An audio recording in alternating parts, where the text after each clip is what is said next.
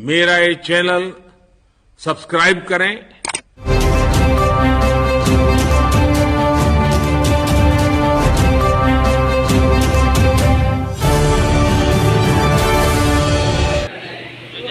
भैया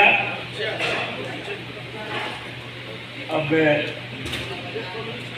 राज्य की सरकार के पहले यदि कितनी बिजली थी हमारे मध्य प्रदेश में, कुल पूरे प्रदेश की बिजली थी 5000 मेगावाट। आज 29,500 मेगावाट बिजली पूरे प्रदेश को दी जा रही है। अभी प्रगति से बड़ा कोई नहीं होता। इस साल वर्षा बिल्कुल नहीं हुई। किसान धान की बोनी किया। इस खुशी भविष्य की खुशी के साथ कि भविष्य में विगत वर्षों की भांति धान का उत्पादन होगा। थोड़ी वर्षा हुई, उसके बाद किसान किसी तरह सींच के रोपा लगाया, खेत में रोपा लग गया। अब गेहूं तो मान लीजिए 1 महीने में भी पानी न पाए तो वो बहुत बड़ा नुकसान नहीं होता। और आगे आने वाली उसमें फसल में तरह तरह की फसलें होती हैं। लेकिन धान का सपोर्टिंग प्राइस जब गेहूँ का अच्छा होने के कारण धान ज़्यादा लोग बोते हैं, पानी की अत्यधिक कम वर्षा होने के कारण लगे हुए ट्रांसफार्मर पर अत्यधिक लोड पड़ा और उसके कारण ट्रांसफार्मर जल रहे हैं। भरपूर प्रयास हैं। रोज खबर हम अधिकारियों से बातचीत भी करते हैं, लेकिन अभी थोड़ा सा महीने 15 दिन थोड़ा बूंदाबांदी हुई, धान किसी तरह गले में भी आज किसानों परिश्रम से। लेकिन अब फिर से वो इतनी ज़्यादा धूप होने लगी कि फिर से विद्युत ट्रांसफार्मर पर उतना ही लोड पड़ रहा है। तो ये बात जरूर है कि जितना ट्रांसफार्मरों की आपूर्ति होना चाहिए, ये प्राकृतिक आकस्मिक घटना होने के कारण उसकी नहीं हो पा रही, इसलिए वो संकट आ गया है। विधायक जी 3 महीने बहुत समय होते हैं भैया। ये 1 हफ्ते 10 दिन की व्यवस्था नहीं है कि 15 दिन सब हो जाए। बिजली के ट्रांसफार्मर बनाने के टेंडर होते हैं, कुछ संस्थाएं काम कर रही हैं और 3 महीने हो गए, बरसात तो पूरे ही हो गए, 3.5 महीना हो गए। लेकिन 3.5 महीना में कोई नया प्लांट तो लग नहीं सकता। और इसके कारण जो ट्रांसफार्मरों की कमी हो रही है अनावर्षा के कारण, तो स्वाभाविक है। उज्जैन में मुख्यमंत्री जी ने कहा कि मंदिर दर्शन करने के बाद भारी वर्षा होगा। रात में वर्षा एक अनुमान था कि हम लोग भारतवर्ष है ईश्वर पर भी भरोसा करता, आप सब करते हैं, सब करते हैं। और ईश्वर पर भरोसा करने के कारण उनको भी भरोसा करना पड़ेगा। जो चीज़ अपने बस में नहीं है, अपने भगवान पर भी भरोसा करना पड़ता है। इसलिए धन्यवाद आप सबको।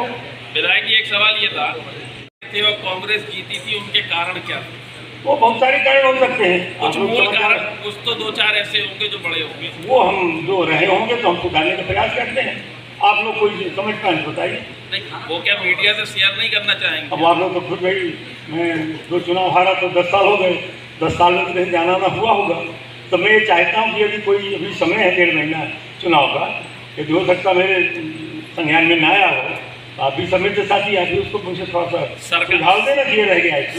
सरकारें तो अपना दायित्व पूरा कर रही है, केंद्र हो चाहे राज्य हो, कर रही है। आपकी व्यक्तिगत प्रमुखता है उस क्षेत्र के लिए क्या? भैया मैं ये पढ़ के बताया और वो तो पढ़ लिया। अब इससे देखिए भैया, मैं चुनौती देना चाहता हूँ पूरी कांग्रेस को चित्रकूट क्षेत्र में कि 65 साल का नाम 5 साल, मेरे 5 साल के काम देख लें।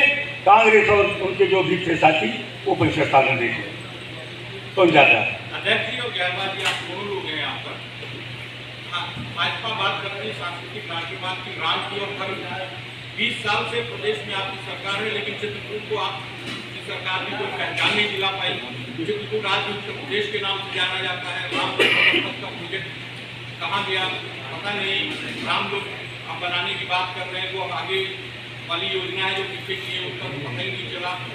आखिर क्या वजह है? क्या दलीय आधार पर आप देख रहे हैं उसको, कि आप कहते हैं कि चित्रकूट के विधायक ने उसको उपेक्षा की? ठीक है, आपकी सरकार थी वहाँ पर, आप क्या कर रहे थे? क्या दलीय आधार पर आप इसका निर्धारण करते हैं?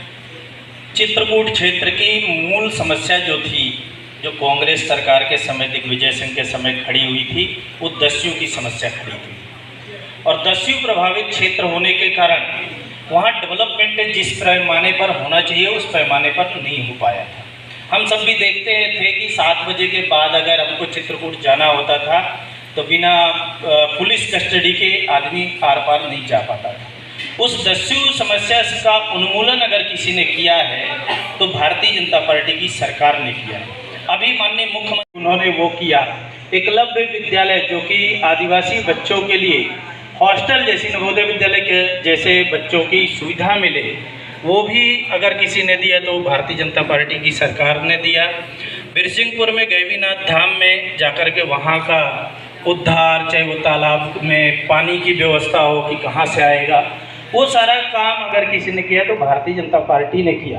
हाँ, वहाँ के जनप्रतिनिधि की उदासीनता के कारण जो जनप्रतिनिधि हैं लगातार वहाँ कांग्रेस के जनप्रतिनिधि रहे और उन्होंने जो जिस प्रकार का एक जनप्रतिनिधि का दायित्व होता है कि क्षेत्र की समग्र चिंता करना, वहाँ के विषयों को उठाना, वहाँ के बातों को रखना, उनके द्वारा जो चित्रकूट के क्षेत्र की जनता के द्वारा उपेक्षा की गई, उसके कारण बहुत सारे प्रोजेक्ट जो हैं वो पाइपलाइन में पड़े हुए हैं, क्योंकि फॉलो अप लेने की एक व्यवस्था संवैधानिक जनप्रतिनिधि की होती है। भारतीय जनता पार्टी ने बहुत सारे काम किए, बिल्कुल निश्चित और सत्य है, पर जो मूलभूत आवश्यकताओं से की चीज़ें हैं, जैसे श्रीमान जी ने कहा कि बाण सागर योजना का पानी नहीं आया ताकि क्योंकि भारतीय जनता पार्टी का प्रतिनिधि नहीं था। मतलब किसान का लाभ तभी होगा, मतलब मजगमा को भारत से अलग कर समझा जाए।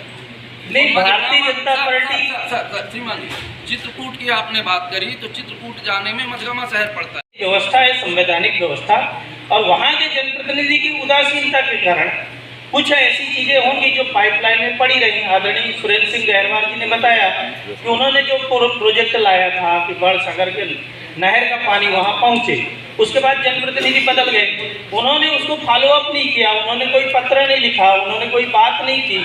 इसके कारण वो चीज़ें विधानसभा में कार्यवाही में वो चीज़ आगे नहीं बढ़ी, इस कारण वो पेंडिंग में है। अब माननीय सुरेंद्र सिंह गहरवाल जी का वही कहना है कि जिस प्रकार क्षेत्र की जनता की उपेक्षा वहाँ लगातार हुई है जनप्रतिनिधि के द्वारा, अब चुनाव का समय है, जनता चुनाव करेगी। ऐसा कुछ कभी नहीं हुई। मेरा सवाल जागरूकता उतनी नहीं होने के कारण कई बार इस क्षेत्र में थोड़ा सा कमी है। मेरा सवाल यह है कि भारतीय जनता पार्टी ज़्यादा इसकी जानकारी माननीय अध्यक्ष जी देंगे। सही, भारतीय जनता पार्टी इस बात को हर बार कहती है कि मेरे लिए राष्ट्र सबसे बड़ा है। जी जी, मेरे लिए राष्ट्र सबसे बड़ा है और मैं सर्वधर्म सर्व सम्मान की बात करता हूँ। तो क्या मजगमा में भारतीय जनता पार्टी जनप्रतिनिधि ना होने की वजह से उसके साथ सौतेला व्यवहार किया, जबकि आदिवासी की बात करती है तो सबसे ज़्यादा आदिवासी और छोटी समाज के लोग रहते हैं, पर शिक्षा में भी पीछे हो गया और विकास में इतनी दुर्गति की विकास नहीं हुआ। तो क्या ये भाजपा का सौतेला व्यवहार नहीं प्रदर्शित होता? भारतीय जनता पार्टी किसी भी प्रकार सौतेला व्यवहार नहीं करती है, और जैसे ही भारतीय जनता पार्टी की सरकार आई तो चित्रकूट को चाहे वो स्मार्ट सिटी का, मिनी स्मार्ट सिटी का दर्जा देना हो, वो भारतीय जनता पार्टी की सरकार ने दिया। मजगमा में सीएम राइजिंग स्कूल खोल करके वहाँ के ट्राइबल्स के जो बच्चे हैं और जो 20वीं शताब्दी में चले गए, तो क्या ये सौतेला व्यवहार नहीं है? क्या सौतेला व्यवहार यही है कि एक दो जगह निश्चित गिनाने के बाद उसको संपूर्ण मान लिया जाए? संवैधानिक एक व्यवस्था होती है, उस संवैधानिक व्यवस्था के कारण कहीं भी किसी क्षेत्र के लिए अगर कोई आपको लगता है तो वहाँ जनप्रतिनिधि पत्र लिखते हैं, उस पत्र के आधार पर वहाँ के लिए बजट अलॉट होता है और उसका फिर एक प्रोसीजर होती है, उसके आधार पर लगा